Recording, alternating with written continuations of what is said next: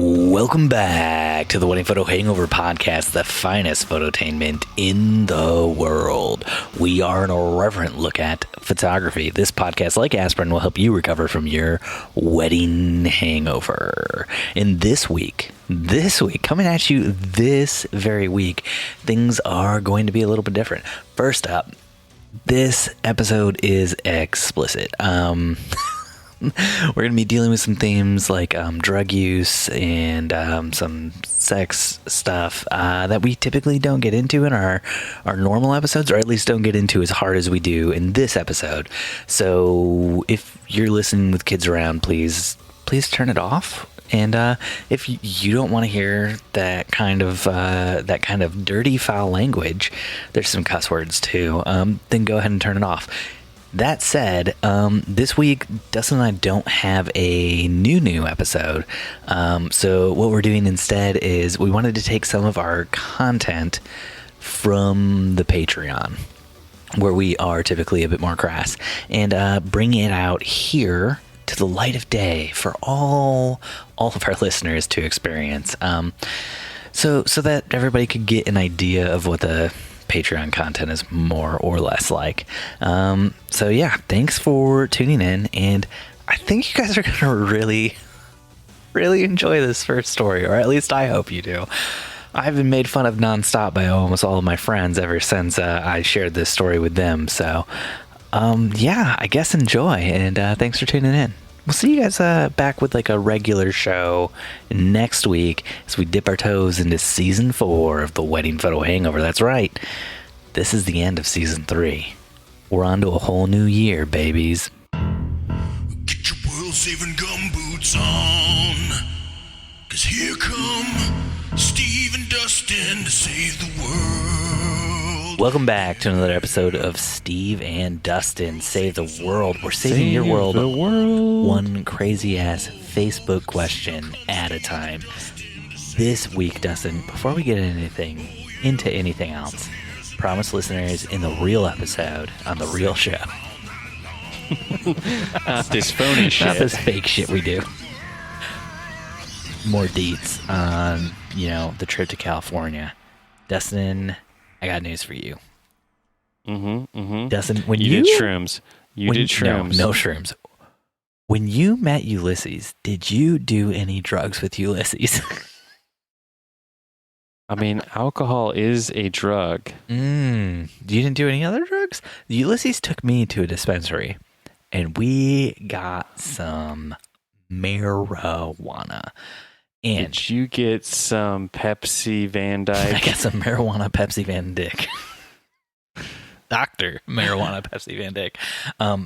So Jen and I, being complete noobs with marijuana, because we don't really do marijuana here in Indiana because it's illegal.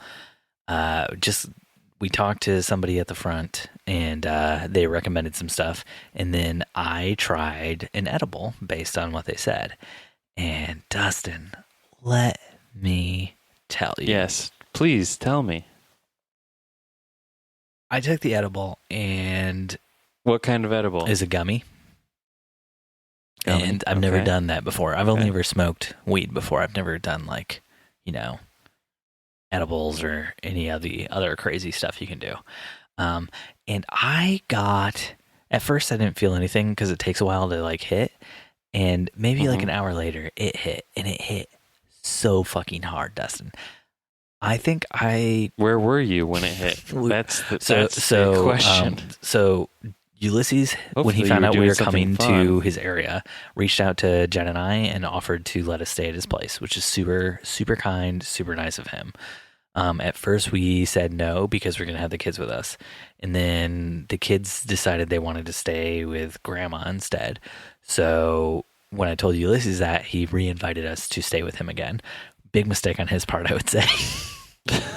But we took him up on it. So we stayed with him for 2 nights of the 4 or 5 nights that we were there. And the first night we just hung out, we drank some beers, had some fun. Second night, we were going to go to Joshua Tree. But the second night was also the day when I took an edible. And Dustin, I had a crazy, crazy experience with that edible. And that was you shit yourself. No, I didn't do that. No, I didn't. Surprisingly, after I took the edible, I didn't have to shit again the entire time we were in California. I think it solved all my bowel problems or created new problems I don't know about. Yeah. It fixed you. That's why it's medical marijuana, Yeah. Steve. So, Dustin, sit back, relax, just prepare for this. So, I'm so I prepared. took the edible, and things just started to slow down for me, man. And I had, I think what you would call, like, if you're doing acid or something, I think you would call it like a bad trip. Ooh, you had a bad experience with marijuana. But it was just marijuana. So it shouldn't have been like, you don't trip with marijuana. So yeah. So the experience that I had, and the thing that kept repeating through my mind, was that the entire time I was on like high, I was riding on the edge of a snap, is what I kept thinking in my mind. And every time I thought that in my mind, in parentheses and all lowercase letters, I would see the word thumb. Because, like, when you snap your fingers, thumb and forefinger, or middle fingers, I do. And so I kept seeing like this thing in my head, and it was crazy. The moment, so it was like the moment I was in, it was like I was in every moment, stretched throughout all time, and then stretched back again. And the people that I was around were good people, but for some reason there were flies, and the flies kind of made me think of like death, and it made me sad. And it also kind of made the people look scary, and the people were Ulices, his wife, and my wife. So the moment was everything, Dustin, and the moment was nothing. And yes, I wrote all this down to relay back to you later. And as I was in the moment, and the moment had me in its thrall and in its control, I realized that I wasn't just experiencing the moment for myself. I was experiencing the multiverse. And in my mind, I didn't see Jen and Ulices and Maria talking to me like normal human beings, because, they weren't high as fuck like I was. What I saw was a million different video screens, all portraying the moment that was going on. Like some Matrix shit. All portraying the moment that was going on, but in almost like the ones that were closest to what I was seeing had the fewest differences. Like maybe like Ulices had like a mustache or something, and then as I got further out, like things were more and more different. Like people were blue, people were green, people were red. And as it permeated out even further, people weren't people anymore. They were different animals. They were aliens. They were other beings, and so it was like I was seeing into an entire universe of possibilities stretched out all around me, all doing the same thing at the same moment. And that same thing at the same moment was always somebody about to snap. That's what it was every single time. And as I zoomed further and further back from this, what I saw was that all the screens and all the different colors of people in the screens, all, when you got far enough back away from them, all created a much larger picture. And that much larger picture was always exactly what was happening in the smaller picture, which was somebody about to snap. That is right. It was the craziest, most weird thing I think I've ever experienced. And I think I wrote that the moment was everything, but everything was nothing, and nothing was the moment, which was everything. And it felt very important to me. And all the while, as I was riding on the edge of the snap, I thought that if the snap happened, there was a good chance, Dustin, I would cease to exist. But I could sleep. Real sleep, forever sleep. My worries and anxieties would all disappear. But then I'd never see Jen and the kids again. So I couldn't let the snap happen. Couldn't let it happen. I had to fight the snap. So there's a lot of tension the whole time, and I had like a huge headache, and I felt like my heart was stuck in maybe its last heartbeat the entire time. And it felt like if the snap happened, the world would end. And the most important thing in the world was fighting, in that, maintaining the status quo, maintaining my life as it is right now. Because if other people were capable of seeing the everything that was nothing, that was everything that I was seeing, the multiverse of infinite possibilities, then they would cease to exist because they wouldn't be able to handle it. And so, like, that's the kind of like trippy, weird, high thoughts I was having. And I got to tell you, Dustin, I took that edible at, I think it was like 2 p.m. I was still high the next night when Jen and I went to meet with the couple that we were doing the engagement shoot for at 5 in the afternoon. And I did not feel sober until maybe 5:30 or 5:45. I felt completely out of it until we were like on the beach with them doing photos. And then it was like all of a sudden my mind finally cleared up. I think Jen phrased it really well when I told her about this. And she said it sounded like I was more hungover from being high than actually high at that point in time, which is probably sounded correct. like you needed to maybe work your way up to an edible of that caliber. Yes, 100%. Yeah. No, it was incredibly crazy. It's like nothing I had ever experienced before, and it was a huge mistake. I should not have done that. And not only did it ruin us going to Joshua Tree, which I'm still very sorry for. I know Ulices is one of the people who actually subscribes to the Patreon and will hear this, and I'm so sorry, Ulices. I'm mostly sorry to Jen because she was the one who wanted to go to Joshua Tree the most. And instead of That's just a bunch of pile of rocks. Instead of everybody getting to go to Joshua Tree, instead everybody had to stay at Ulices and Maria's house. While I was just high out of my mind and trying to sleep.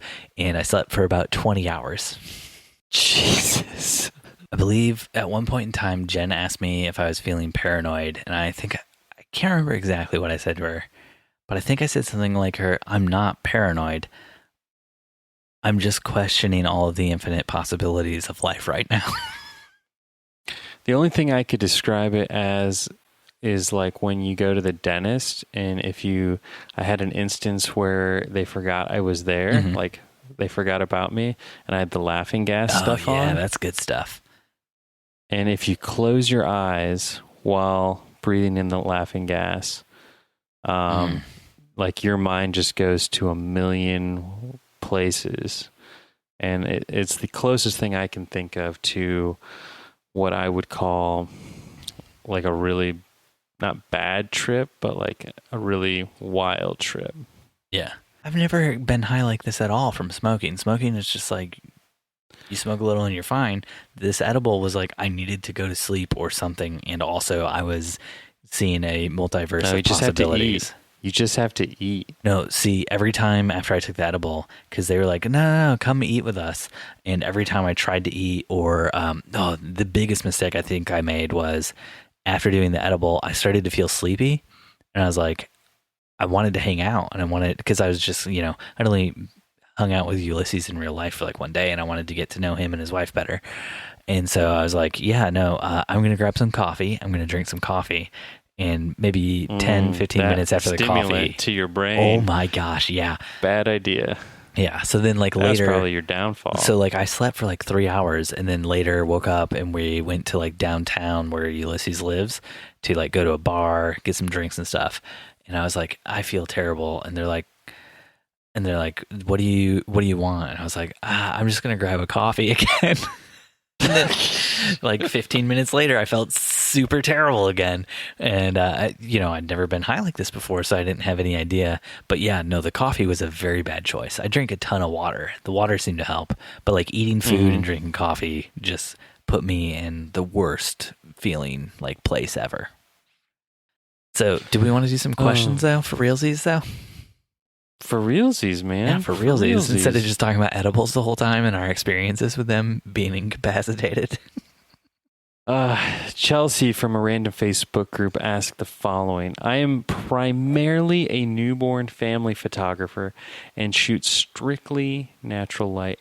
I have taken on a wedding for a close family member. She is aware of how I shoot. I am only scheduled to shoot till the sun sets, and she doesn't need me after, per our contract. She just asked me if I could be able to capture them during their sparkler departure. They have plans since I'll be there anyway. Can I still achieve decent images at night without any form of on or off camera lighting sources other than the sparklers themselves and all the market string lights that they'll have for decorations? Any natural light photographers out there that can achieve this in any way?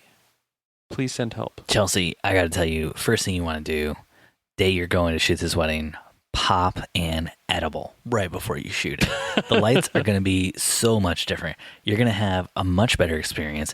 Maybe get the bride, the groom, all the guests to pop edibles too, higher dose than that they would usually do, and just send everybody on a trip down a crazy ass rabbit hole and just see what happens. You know how it is. Mm-hmm. Yeah. Absolutely. 100%. Yeah, you don't need to worry about whether or not there will be enough light because, in that moment, just being there will be more. It'll mean more in the long run than whether or not they have the moment captured. You know what I'm talking about? Oh, I know exactly what you're talking about. Yeah. And if everybody needs to lay down and just take a nap instead of doing the sparkler exit, maybe do that before you light the sparklers. Otherwise, there will be some fire. Yeah, Chelsea, I would just shoot the sparkler exit without any flash. Have you ever done a sparkler exit without any flash? Yeah, typically how we shoot a sparkler exit is one of us shoots with flash, one of us shoots without flash. Therefore, we have sort of both scenarios. I kind of like the look of like no flash during a sparkler exit, and I feel like the sparklers usually put off enough light that you don't need a flash and you don't need another light source. Correct. So the gamble you take with a sparkler exit is it's such a fast moving event, if we can call it an event, that you don't actually know, like, A, how big are the sparklers, B, how long will they stay lit, and C, how close to the couple will the row of people get to light them. Yeah. So these are all factors. They're going to catch a couple on fire, too far away, and, there won't be any light. There's no light. It looks like shit. You're like, who are these random people charging the couple with sparklers? So there's just like this really happy medium. So you really, as a photographer, have to take control. You have to take control of the sparkler send off, and really make it your own, or else you're really kind of taking a gamble. So what we do is we actually stick a video light at the back of the sparkler send off on the ground to give a little bit of backlighting as they come down. Mm-hmm. To kind of just blow out anything behind them, because we don't care about any of those guests or anything behind them. We just want to focus on, the future, what's coming towards us. And that would be the couple. Yeah. And then once they get really close to us, we yell, "Charge them!" And we try to get everyone to really just like kind of mob them with those sparklers. Really capture the essence. You want to get everybody as close as possible, especially if there's a lot of hairspray in the bride's hair or the groom's hair. Yeah. Everybody uses hairspray these days. Traditional Viking sparkler send off is where we light the couple on fire, and we push them out to sea. Exactly. If you don't do it that way, they don't get to Valhalla. I'm all about just getting my couples to Valhalla, Steve. Yeah. No, you gotta be. Is that not what you do? It's exactly what I do. If my couple isn't dead and burned to death by the end of the night, then I haven't done my job right. It's a lot less editing you have to worry about. Chelsea, I would say you're probably good to do your sparkler departure without another light source, but it won't look maybe as cool as it could if you had another light source. I like the look of like a backlit with a video light or a flash sort of exit thing going on. Yeah, just get like a $30 video light from Amazon. Yeah, I feel like it just provides like a little bit of like a dynamic look to it, Mm-hmm.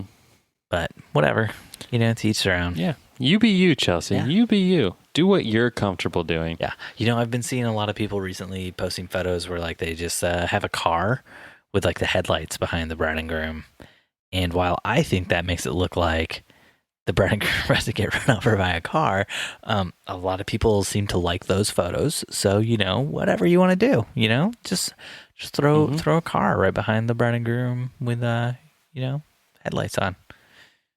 Or put the bride and groom in a car. Yeah. Or better yet, have the bride and groom do the sparkler exit and have a car right behind the people with all the sparklers. And as the bride and groom are going through, you just have the person put the car into drive and just let it start rolling through all the people with the sparklers.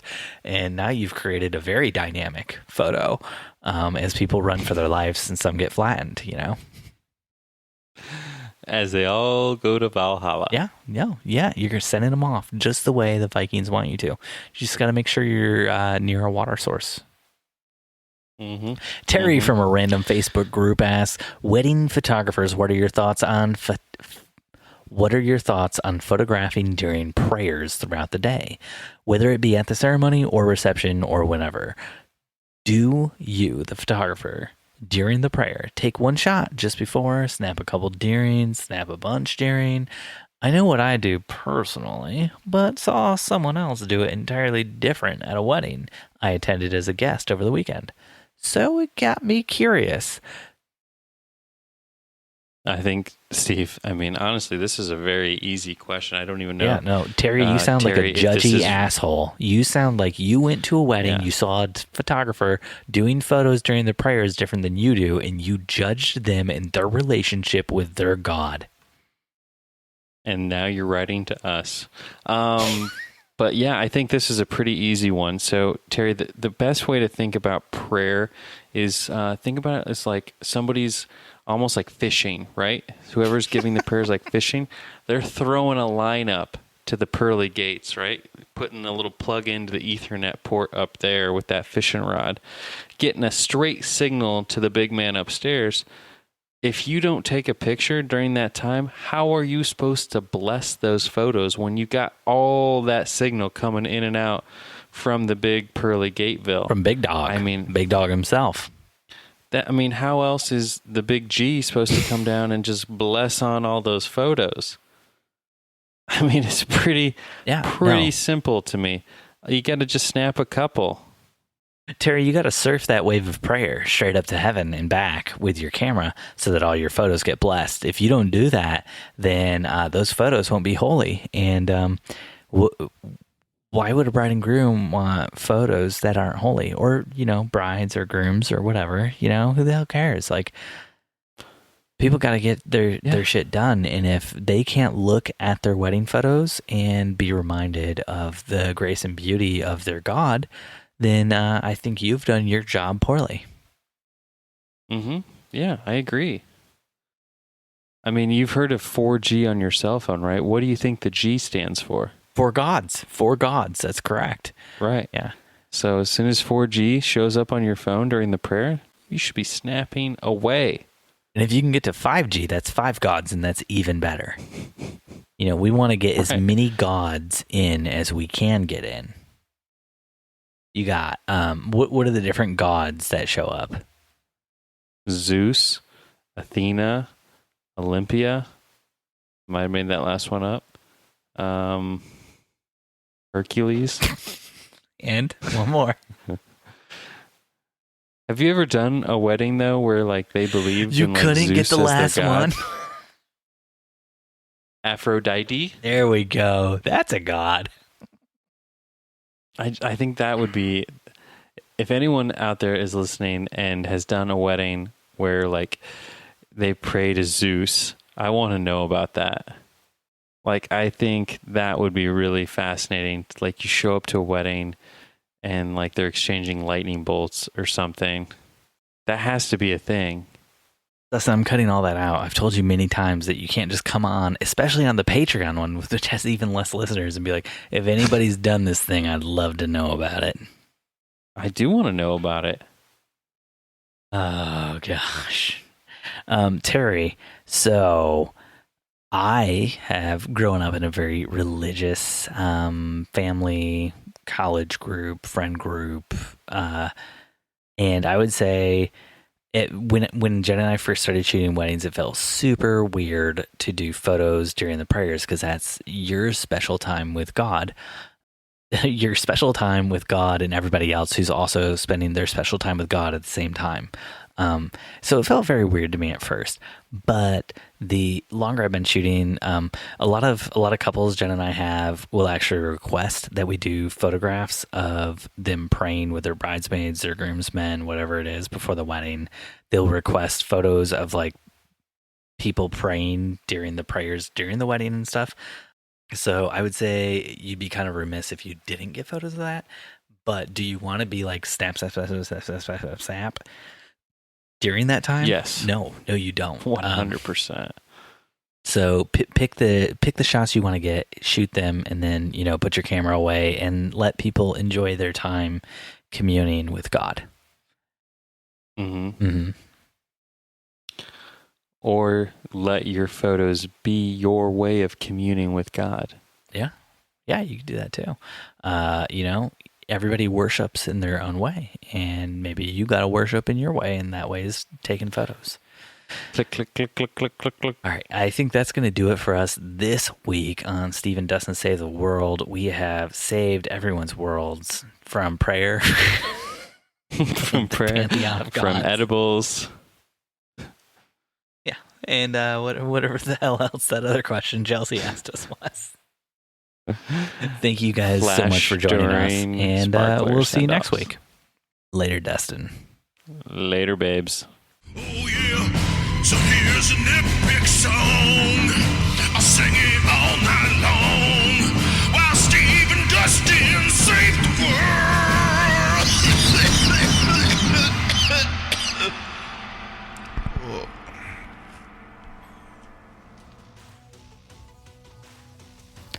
Oh, I hope you guys loved that first segment there. We're going to flip over because the following week I actually had Ulices del Toro on like the main show podcast.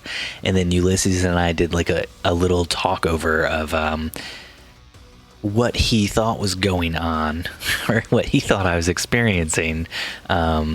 In the story that I told last week about when I was at his house. So I'm going to cut over to that now and let you guys listen to that. Get your world-saving gumboots on, 'cause here come Steve and Dustin to save the world.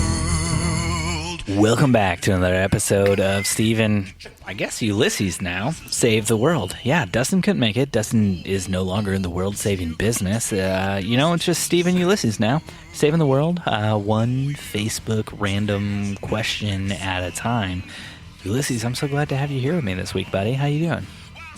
Hey, I'm just hanging in there, man. Yeah, you're on the best podcast with maybe 5 listeners in the world right now. I know, but I got my slosh bucket full of beer, and I'm just barely hanging on, So this is the follow-up to Ulices' episode. Ulices, you texted me something super interesting today.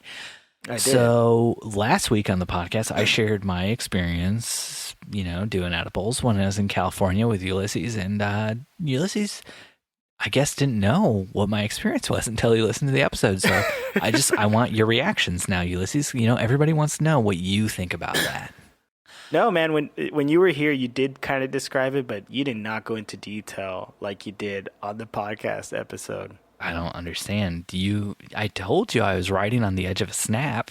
Did you not piece things together? No, you didn't say the snap. You did say you did say something along the lines of how you were questioning the endless possibilities or something. That was very early on when Jen asked me if I was feeling paranoid, and I said, I just looked at her and I was like, I'm not paranoid at all. I'm just questioning the endless possibilities of everything that happens. But the rest of the time, you might have said stuff to Jen when you went to bed, but you didn't say much out there at all. You were just looking into space. In my head, when I went to bed, I was just like, I don't know. I've never met Ulices before in real life. I've only met him on podcasts. What if he's a murderer? What if he's a serial killing me right now? Oh my God. And I was like, it'd be okay. Is that why you locked the door, Steven? Wait, I locked the door at some point? No, I'm just kidding. Yeah, that was pretty wild. But I guess you couldn't have had that experience in a better place, man. Because Maria and I, like, we know what that's like. Yeah. Oh, sorry. I was doing a jack off motion while you talked yourself up. Oh, I hope you did not do that while you were here. For those of you on the Patreon who didn't know, I stayed with Ulices. It was a fantastic experience. Maria and him are some of the nicest people I've ever met in my entire life. And when I got super high, as you guys all found out about last week on the Patreon, it was all cool. Ulysses and Maria took care of me, and that was cool. I was like their baby, their sweet little baby boy. And I think that's when Ulysses was like, I think we're ready to have another kid. Right? Yeah. No, it was actually really great having you guys. It was fun hanging out with you for just that small amount of time, and then Before I got high. and then really getting to know your wife the rest of the time because you were in another universe. Yeah. Trying to figure out your existence. I'm all figured out now. I'm cool. I'm back. I'm back, baby. So on this podcast, we typically don't just talk about getting high. No, if you listen to the last two episodes. Ulysses, thank you so much for coming on the podcast tonight, saving my ass when, Dustin can be here, Bye. See ya. Hey, thanks for having me on, man. Appreciate it. I'm glad that you could help me save the world tonight. I'm glad I could save the world too. Oh yeah, so here's an epic song. I'll sing it all night long while Steve and Dustin save the world.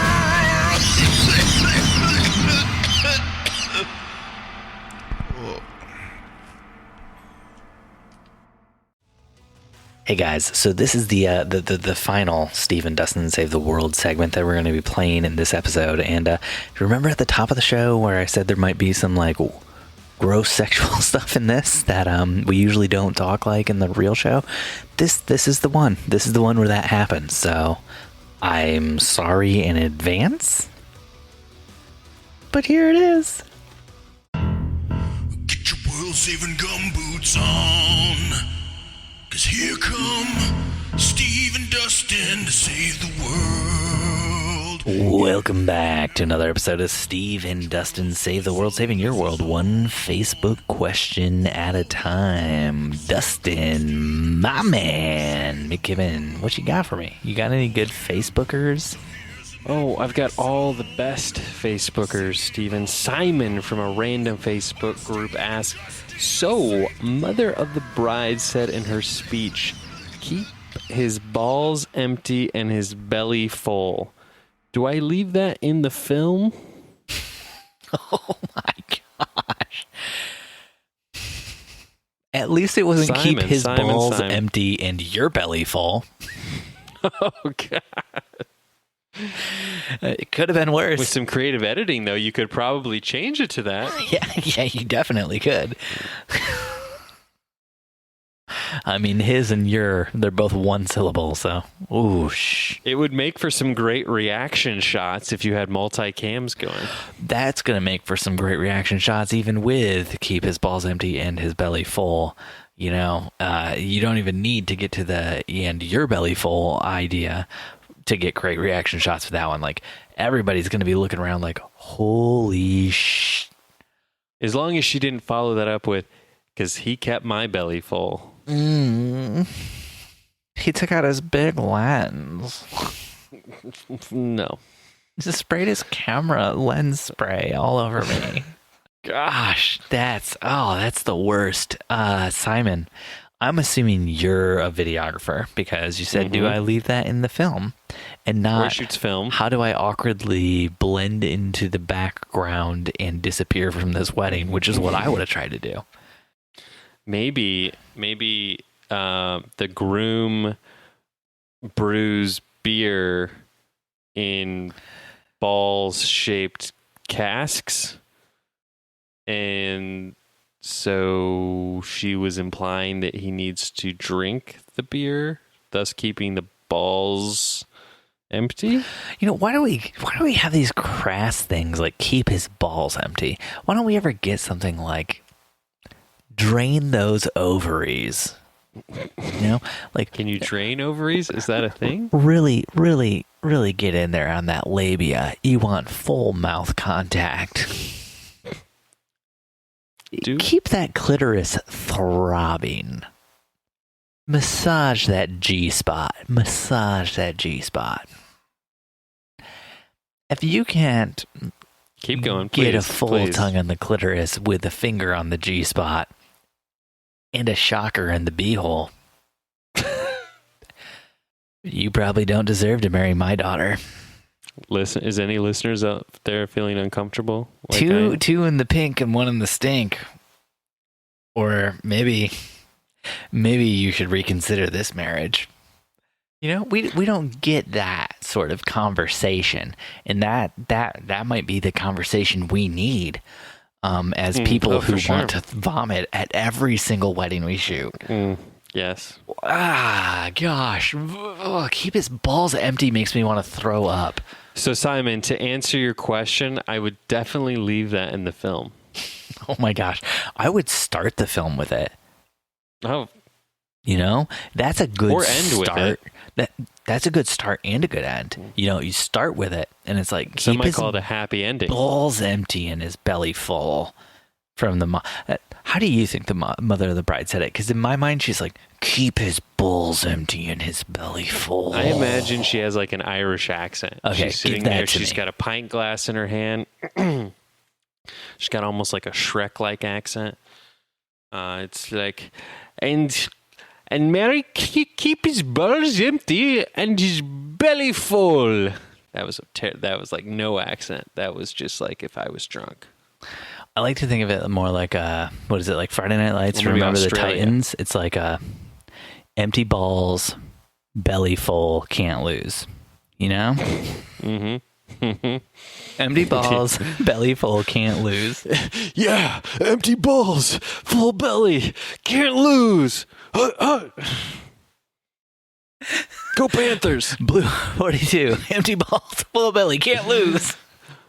Blue balls, 42. Blue balls, 42. Who's feeling it today? Who's feeling it? I felt it. I felt it. God gave you two hands, Dustin. You don't ever need blue balls. That's why I have my center. No, wait. That's why. No, I don't know. Oh, gosh. We are going to hell for this question. Mick Simon, take from that a- out of the film. That's disgusting. Nope, leave it in. Leave it Oh, in. leave it in. Mick, Leave it in. So hard. Mickle. What's Mick want to ask? Mick from a random Facebook group says, advice, please. When exporting JPEGs from Lightroom for delivery to clients, do you always export as max size? An example, 100% quality. I do, and at 300 DPI for printing purposes, but is this necessary as it does result in large file sizes? Just wondering what others do. Thanks. Steven, what do you do? Hey, Mick, this is me, Steve. Just being real here. Yeah, I give full quality sizes to my brides and grooms. Like, all jokes aside, let's walk jokes out of the room for this one.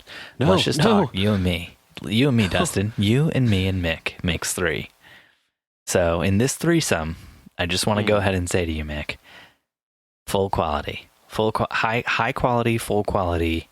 Your clients deserve the largest. They need a big old photo, something they can really get their face in. Mick, my counter to that argument would be this is the perfect opportunity to upsell.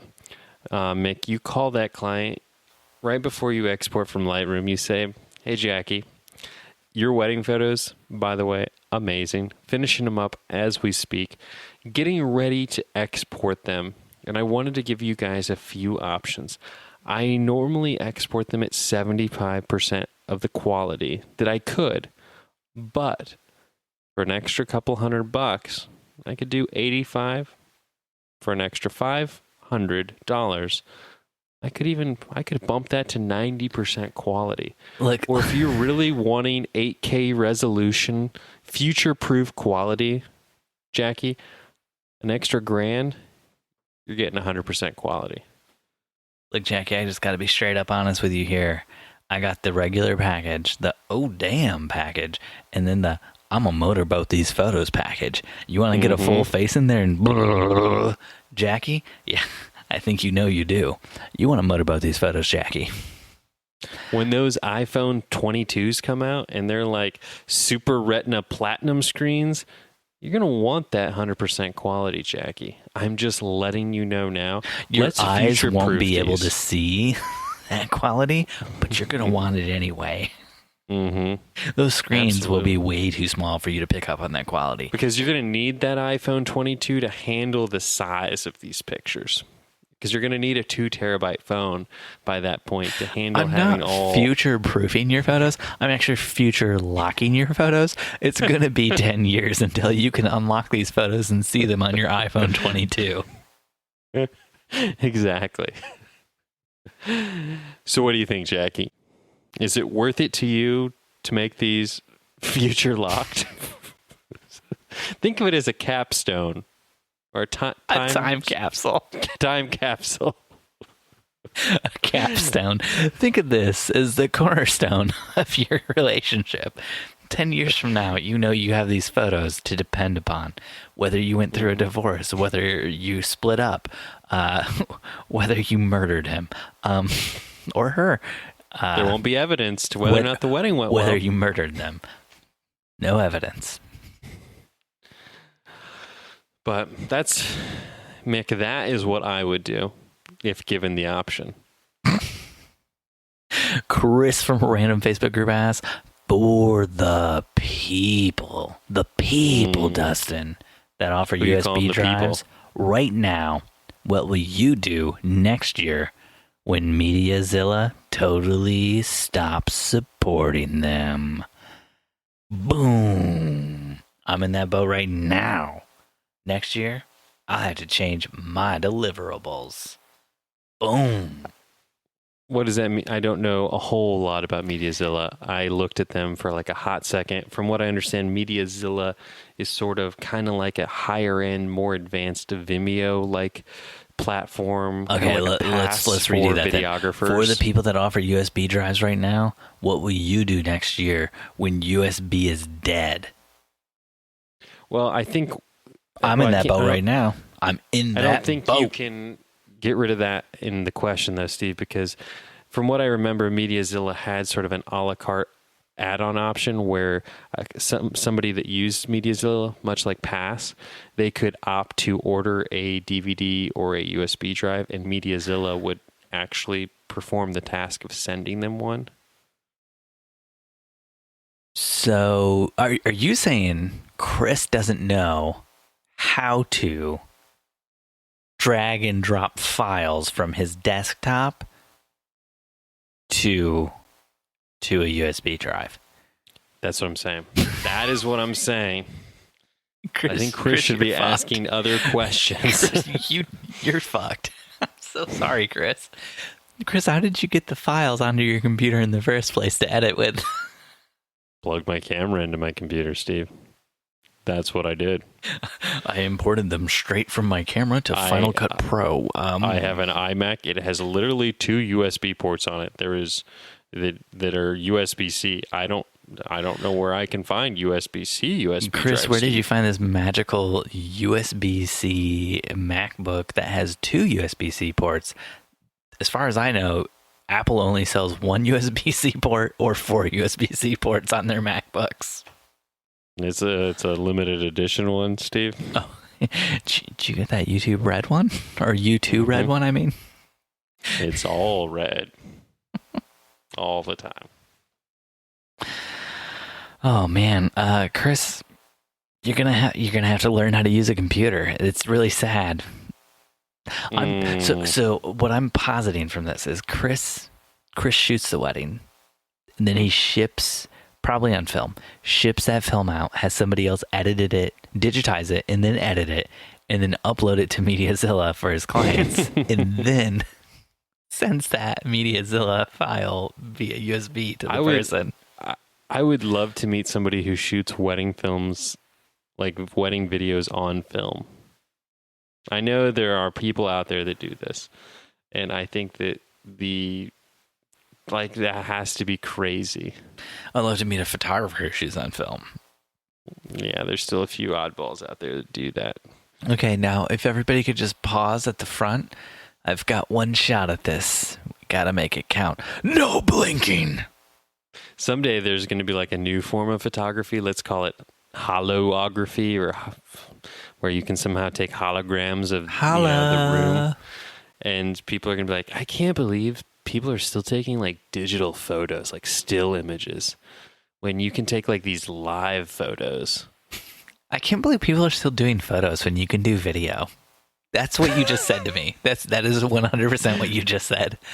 No, this would be like a hologram image where you put on your Oculus Rift and you could like literally walk around your reception I don't hall know why all these fucking muggles are out there with their muggle cameras when we got these cameras right here. You see this dude? You see this dude behind me? He's moving. He's moving through the newspaper. He can jump out of this photo, jump into another photo. He can turn his back. He can walk out of frame. Isn't this the sort of photo you want in your pictures? Yeah, you're sitting there with your still photos. Ugh, yuck. Ugh. Exactly. Welcome to the wizarding world with me, Harry. That's our future. Mac Potter. Harry No Van relation. Elk. No relation. Have you guys ever thought about changing your brand to just Van Elk? Yes, many, many, many times. It just has such a regal. When Jen first wanted to start the business, she wanted to call it Van Elk Photography. I mean, there's so many cool, like you could do an elk, you could do a shield, you could make it super fancy Where does looking. the shield come in from? Because what I'm seeing is like the door of a van with an elk on it. That's what I'm seeing. I want to That would be memorable. I wanted to get a photo of like a man in a post-apocalyptic world holding like a minivan door like a shield with like a elk painted on the front of it. That is what I want now. That's the only thing I want. Someone design that graphic for me. I'm picturing like a 1980s Chrysler minivan with wood grain siding. Oh, absolutely. With an elk on the hood. Ulices del Toro, you just went to Adobe Max. Can you please, you told me you learned how to do a lot of graphic stuff. Can you design this? Can someone design this? I only know to Photoshop. I don't know InDesign, so I'm going to get this as a tattoo on my arm.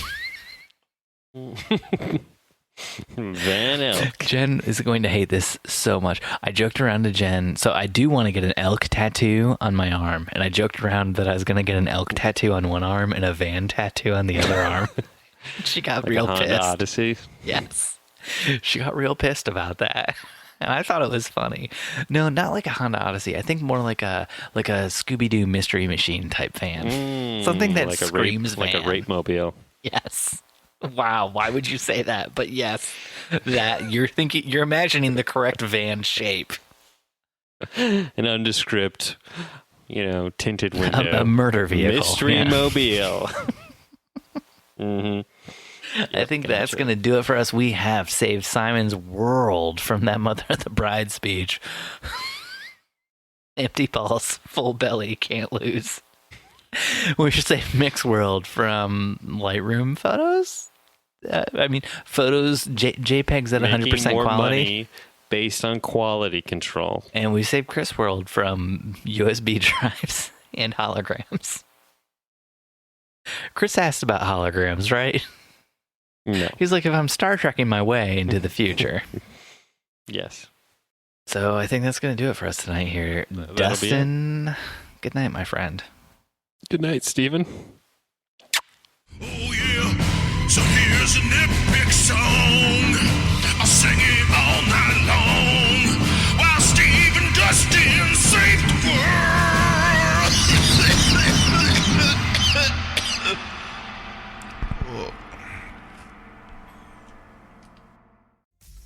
Thanks for listening to another episode of the Wedding Photo Hangover podcast, or I guess like 3 kind of episodes of Steve and Dustin Save the World kind of slapdash together. If you guys love the show, please leave us a 5-star review on Apple Podcasts. If you loved what you heard here tonight, jump on over onto the Patreon and sign up.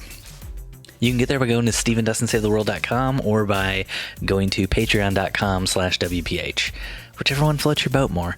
And basically, it's just content like that every week where we answer more questions and we share stories that maybe we don't feel comfortable sharing all the time on the normal feed that, you know, my mom might listen to. Sorry, Mom, if you heard any of that. Oh, man. What did I do? Why did I put this out? I don't know. If you want to connect, we're at Wedding Photo Hangover on Instagram. Dustin, my man, who's not even here. Why am I saying my man? That's just something I do to make him feel good. He is at Dustin_McKibben, and I'm at Stephen Van Elk. And if you wanted to follow Ulices Del Toro, you can find him on Instagram at Del Toro Photo or at Bound by Beauty. Bound by Beauty is his personal account. Del Toro Photo is his business account. And if you want to follow his podcast, that's Wedding Photo Podcast on Instagram. We have an awesome group that you should join on Facebook. And if you've been listening to this whole episode and you're not already a part of the Facebook group, I don't know what's going on with your life, but I don't think you're living it the right way. And you should change that. Just jump on Facebook and search for a Wedding Hangover, or you can find a link down in the show notes below. Thanks for listening, everyone. And we'll see you next time your head is pounding, your limbs feel like dead weight, and your entire being aches for the sweet embrace of death. That's right, next week after you shoot another wedding. Or in these weird-ass COVID times we're in now, next week after you deal with canceling another wedding and rescheduling it for next year on a date where you could have booked a new client and made more money. Hey, that's the depressing end of this episode. Aren't you glad you stuck through it to the bitter end with me, Steve Van Elk, the man who always brings you down? Oh, I need to work on my bedside manner. I'm sorry, guys. Anyway, thanks so much and have a great night.